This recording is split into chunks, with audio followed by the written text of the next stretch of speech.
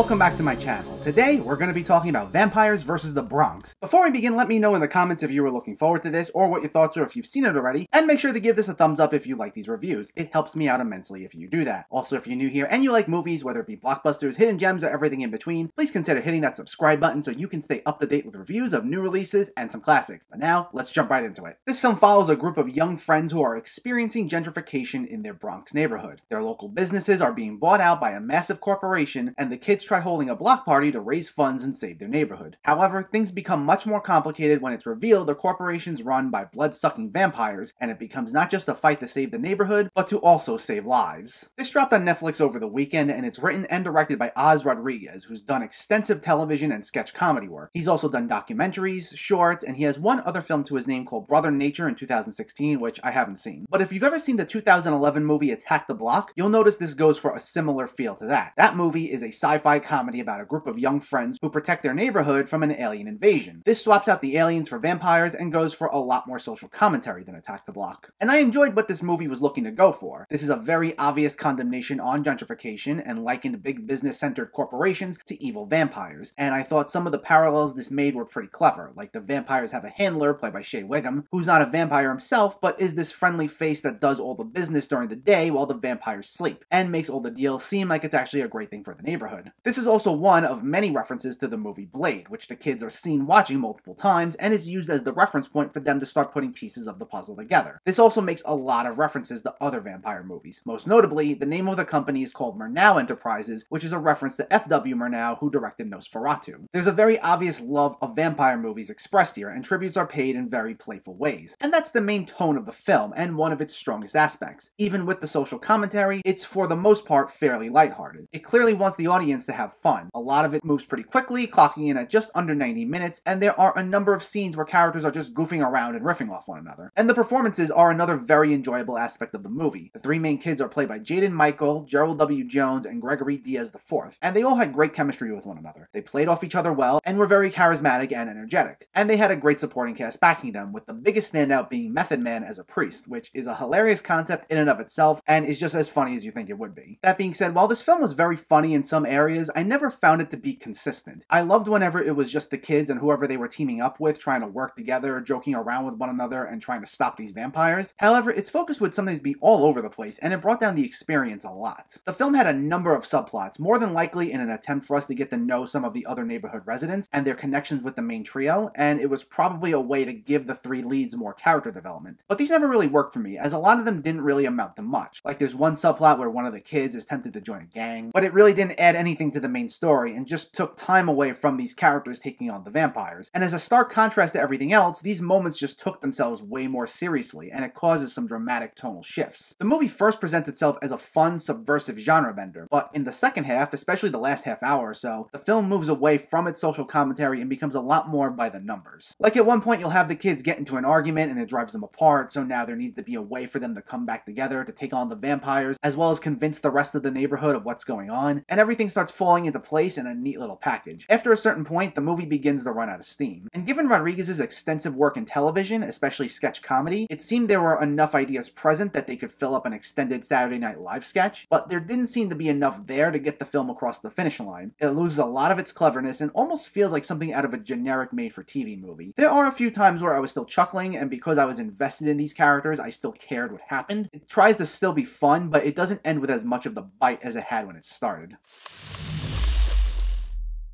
Overall, this isn't bad, but it's also very uneven. The film can be pretty funny at times, and it has some great performances on top of some clever social commentary and homages to other vampire movies. However, its second half isn't as good as its first half. There are subplots that don't amount to anything, it takes itself way too seriously in some parts, and it seemed like it ran out of ideas in the final act. Since it's on Netflix, there's enough to still make it worth checking out if you're looking for something new for Halloween, but I don't see it becoming an October staple. Vampires vs. the Bronx gets a 6 out of 10. So let me know, did you see Vampires vs. the Bronx, or are you planning to see it, and what were your thoughts? Did you find it funny? Did you like the social commentary? And what's your favorite vampire movie? Let me know in the comments below. If you enjoyed this video, please like it and share it, and for more movie reviews and film discussion, please make sure to hit that subscribe button to stay updated. Thanks for watching, everyone. I'll catch you next time.